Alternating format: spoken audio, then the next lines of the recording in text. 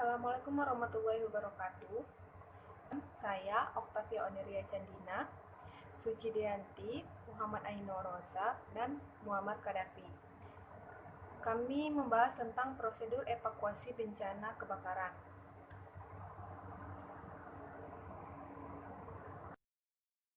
Kebakaran merupakan salah satu perihal yang tidak bisa lepas dari kehidupan manusia.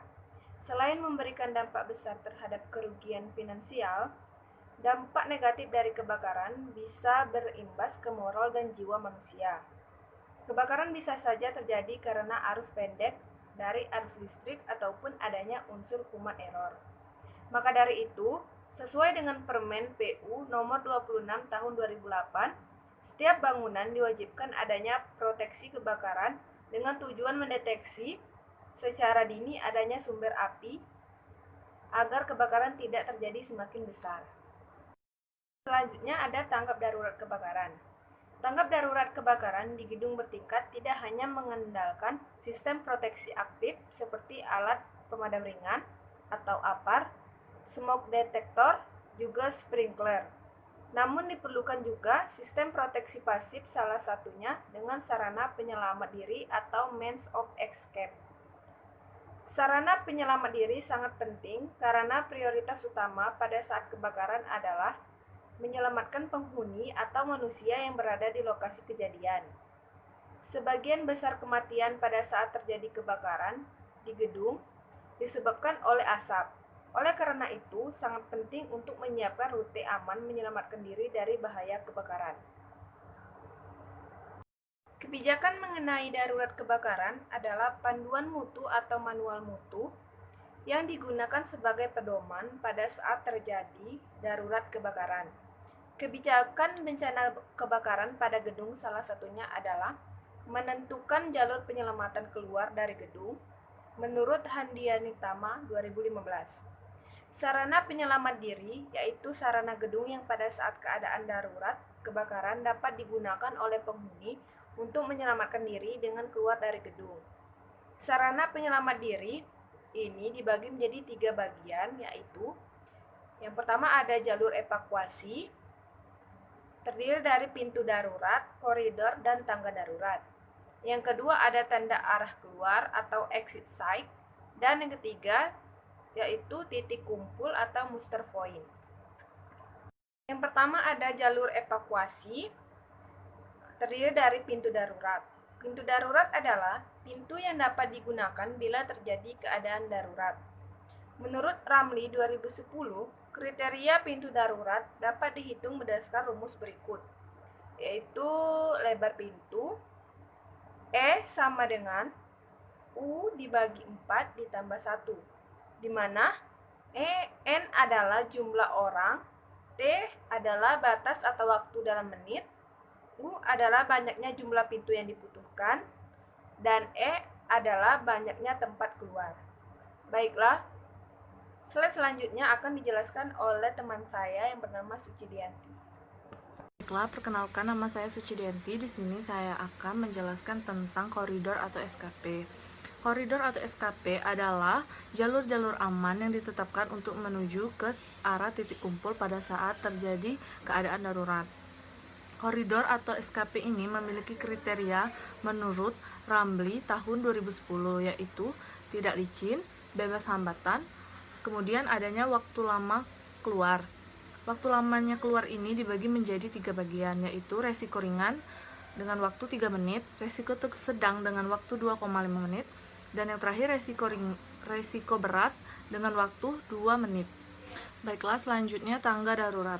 Tangga darurat adalah tangga yang digunakan pada saat keadaan darurat. Tangga darurat ini memiliki kriteria menurut SNI nomor 0317462000, yaitu kriterianya antara lain lebar bersih tangga darurat 110 cm atau 44 inci atau 90 cm atau 36 inci.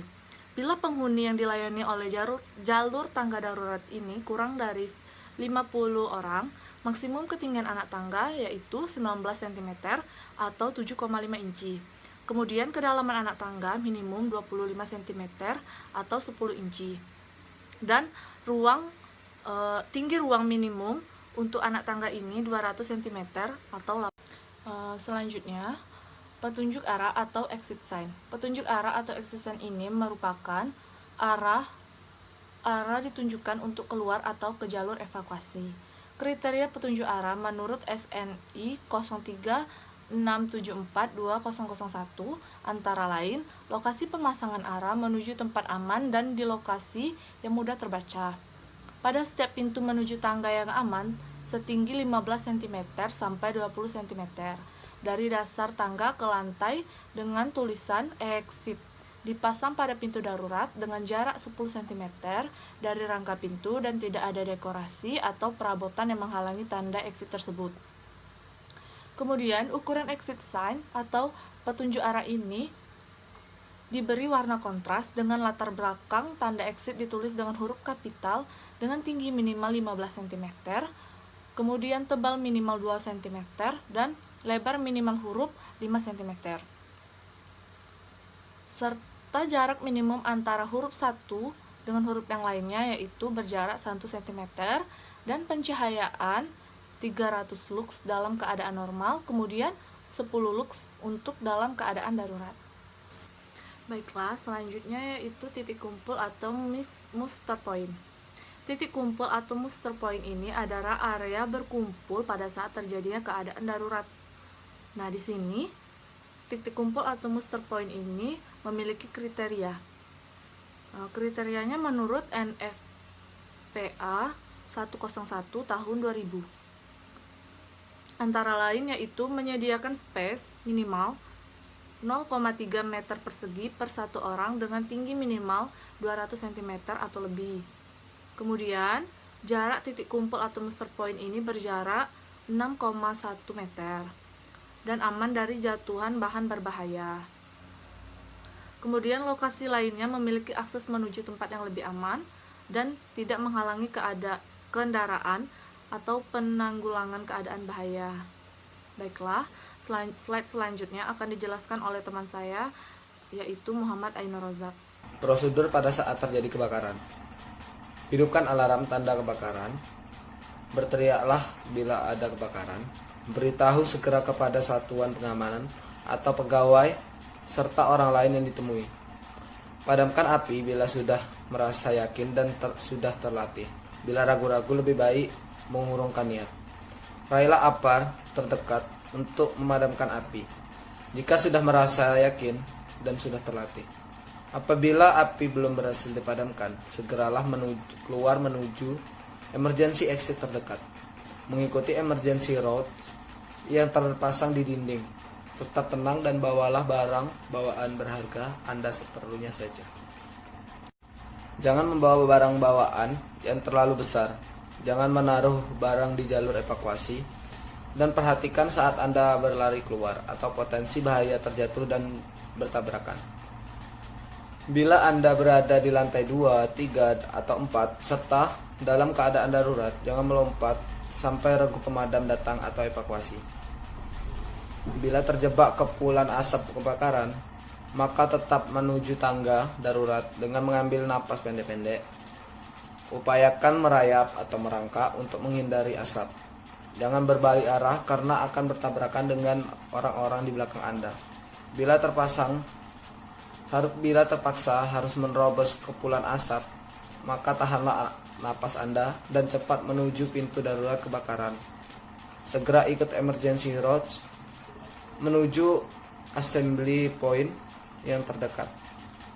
Laporkan keadaan kepada satuan keamanan dan hubungi pemadam kebakaran sesegera mungkin jika api tidak dapat dipadamkan. Alat pemadam api ringan. Apart adalah alat pemadam ringan yang bisa dioperasikan oleh satu orang. Kriteria apart menurut Permenaker Trans nomor 4 tahun 1980.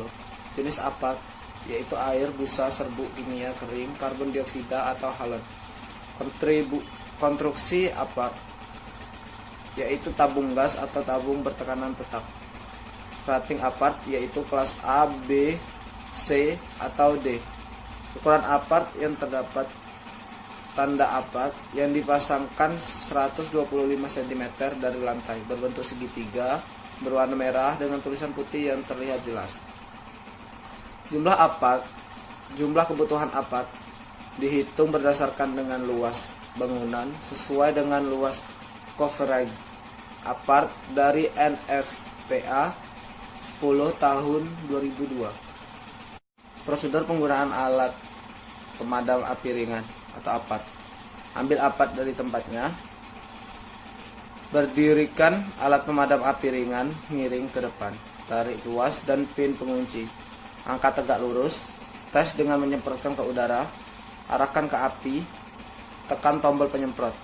Semprotkan dari sisi ke sisi seperti yang terdapat pada gambar di bawah ini.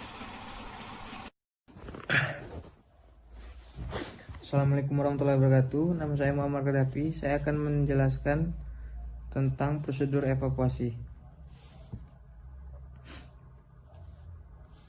Prosedur evakuasi apabila Anda mendengar alarm berbunyi 1 kali panjang, hentikanlah pekerjaan yang sedang dilakukan. Bawalah barang berharga atau dokumen penting dan barang lain seperlunya. Jangan membawa barang yang berukuran besar dan menyulitkan dalam evakuasi. Tetap tenang, berjalanlah biasa dan cepat dan keluar menuju emergency exit terdekat. Ikutilah emergency route menuju assembly point. Jangan panik dan jangan berlari. Pada saat evakuasi, beritahu kondisi yang diketahui pada orang lain yang ditemui. Setelah sampai di assembly point terdekat, petugas satuan keamanan akan mencatat nama korban yang terluka. Kemudian apabila ada korban yang terluka, maka prosedur selanjutnya akan mengacu pada prosedur pada saat terjadi kecelakaan kerja. Setelah kondisi aman, maka akan dinyalakan alarm pendek sebanyak 3 kali. Semua orang akan diminta berjalan tertib menuju tempat masing-masing yang telah aman. Petugas satuan keamanan bertanggung jawab terhadap ketertiban dan keamanan pada saat evakuasi selesai sampai seluruh pihak-pihak yang bersangkutan dengan kondisi darurat. Kemudian ada tanda kedaruratan, tanda evakuasi rute. Contohnya ada tanda-tanda jalur evakuasi yang bertuliskan tanda darurat. Kemudian ada tanda keluar atau tanda exit. Kemudian tanda berkumpul assembly point. Kemudian ada tanda nomor telepon darurat emergency call atau emergency call. Sekian, terima kasih.